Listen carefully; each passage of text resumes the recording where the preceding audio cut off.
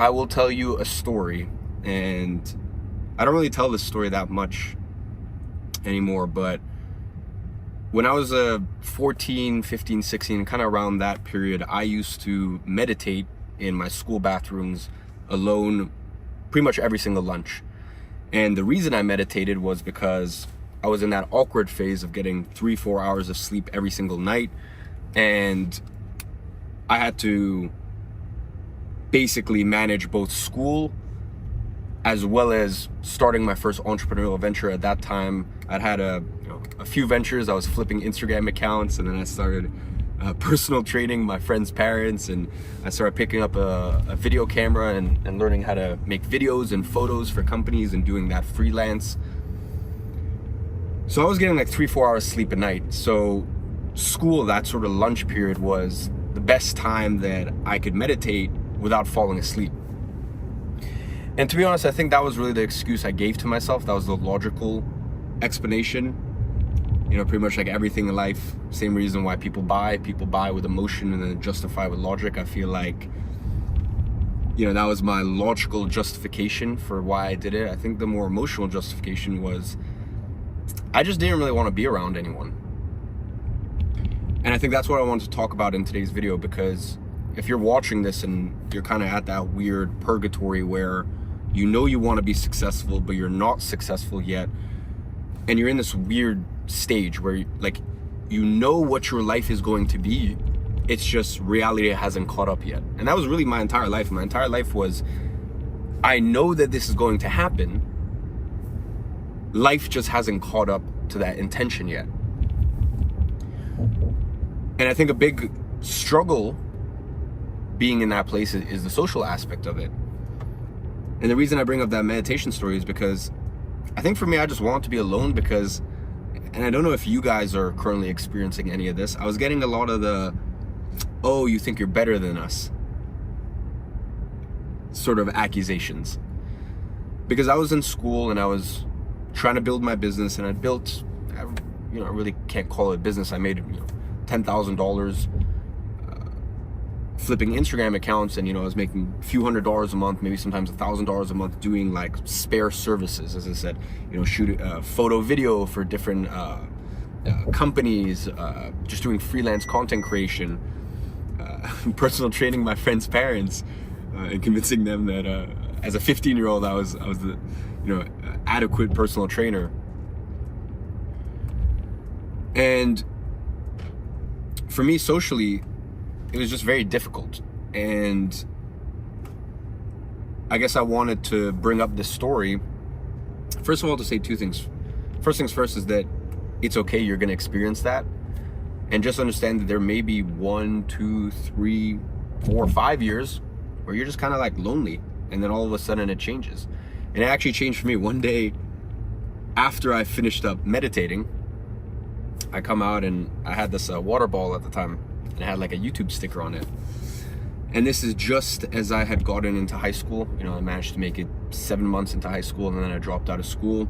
Obviously at that point, for some of you guys that know the story, my business took off. I was making $15,000 a month at the point in which I dropped out of high school with my social media marketing agency, which at the time, by the way, it wasn't like, this is back in 2017. It wasn't really like SMMA. It was just like, oh, I have these businesses that want these services and they're willing to commit to a fixed term.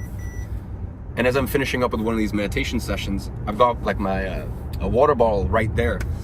And there was a new kid that had joined the high school just a couple weeks prior, and he was like, oh, you do YouTube? And that kid is my best friend to this day. And he was the first person to, except for my mom, obviously, to really make me think that, wow, what you're doing is cool. Like, even when I had no success, or I was still, at that time, I was still trying to work my way through things, and I was still trying to, really build something tangible, like something sizable. And he was really the first person to validate that, hey, what you say you're gonna do, I believe you're gonna do it, and I believe that it's just a matter of time. I think sometimes all it takes in life is just one person. Like, all it takes is just one person to be like, yo, I see the vision, and I'm with you on this. And all that to say that for you, It might take a few months. It might take a year, 2 years, 3 years for you to find that person, number one. And number two, for your reality to catch up to all the things that you're saying. Because if you're anything like I was, you're probably writing this shit down every single day. You're writing down exactly what you want to do in life. Maybe you're even telling your parents. And maybe as much as they love you, it's kind of hard for them to wrap their heads around your vision and what you want to do in life. Because also bear in mind, they come from very different time. So that doesn't mean that they don't believe in you. That doesn't mean that they don't want to see you win.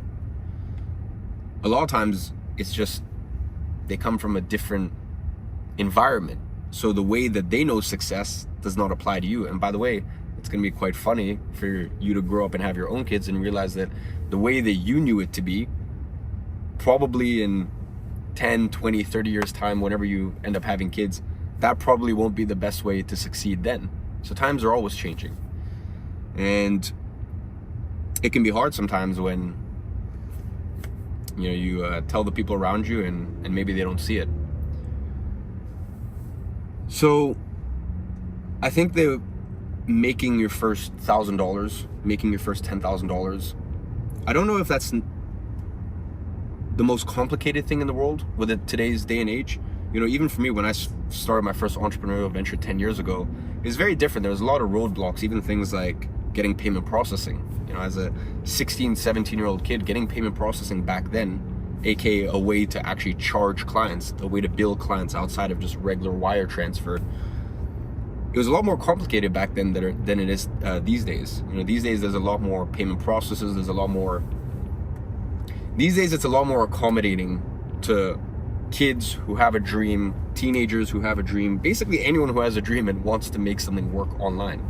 It's very accommodating even to how it was 10 years ago, and I don't even want to know what it's going to be like in 10 years. And that's why it's so funny. I made my first $1 million at 18, and that was like, back in 2018, that was kind of a big deal. Fuck, man, I see kids these days, 15-year-old millionaire, this, that. So at some point, one of these kids is going to start making their first million in the womb. It's crazy. It's the world we live in is just, there's so much opportunity out there. So all that to say that I don't know if it's necessarily the most complicated thing or the most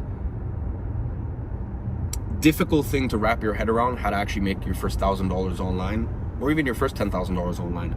I'd say the most difficult aspect of it is getting to that really shit and frustrating phase where you know what you can do, but it just hasn't come into fruition yet. And the thing that makes it quite difficult a lot of times is the social aspect of it. The thing that makes it quite difficult a lot of times is the fact that, as I said, you're writing this down every single day. Maybe you're telling your friends, maybe your friends don't see it. Maybe you're telling your parents and your parents don't quite see where you're trying to get to, or they can't wrap their head around it. And I just want to implore you to keep pushing. Like, just disregard it.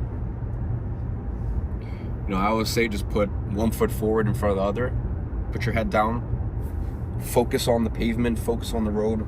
1 foot forward in front of the other. Just left, right, left, right. And you do that for years. And then you look back and you're like, fuck. I can't believe how far I've come. I get that a lot. A lot of times people go, can you believe where you've ended up in life? And I go, 100%. How the fuck can I not believe where I ended up in life when I took the steps? I followed my own advice. I went left, right, left, right. I've taken thousands, tens of thousands, hundreds of thousands, singular steps. I can remember every single fucking step I took. And what, you're surprised? You're surprised that I'm not surprised of where I got to? And that's the real name of the game here. Especially when you're first starting. You're just putting 1 foot forward in front of the other. And don't worry about your progress. I see so many people, they get so worked up. Oh, it's been a month, it's been 6 months, it's been 9 months, and I haven't got my first win with my online business, or my first online venture. Don't focus on that. I told you, put your head down for years, because I've seen many, many, many examples where someone has no success for 18 months and then a month later they're making $10,000 a month. I mean, shit, I even had a similar situation. From the point at which I signed my first social media marketing client in summer of 2016, it was 7 months. It was 200 plus days, something like that, until I signed my second client. But I didn't give a shit. I was just putting one foot forward in front of the other. And that's what you need to do as well. So all that to say, you know, I didn't really have time to script out anything or put my thoughts onto paper or write some bullet points. You know, today in the shower, I guess I was just reflecting, as I do quite often, on the journey and, you know, how we've gotten here. And I was thinking about those times in school where I was like, why did I hide away a lot? And as I said, for me, I think it was just socially, it was easier just to hide away, because it was one of those, like, damned if you do, damned if you don't. I didn't want to hang out and talk to people who just wanted to talk about video games and mindless, pointless shit, and then if I didn't hang out with them, then apparently thought that I was better than them, or, you know, I was a cockier of myself. So I was in a situation where I was damned if I did, damned if I didn't. And, you know, that reflection kind of spurred me on to make this video and just remind you that I guess it's gonna suck for a while, and that's fine. And really to remind you that I don't think it's really complicated to make your first $1,000 online. There's so many ways to do it these days.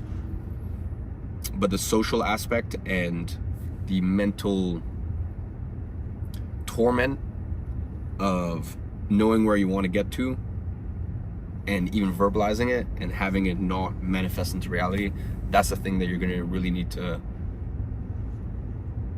be on top of things with. And with that being said, as always, I'm watching you from afar and I'm rooting for you.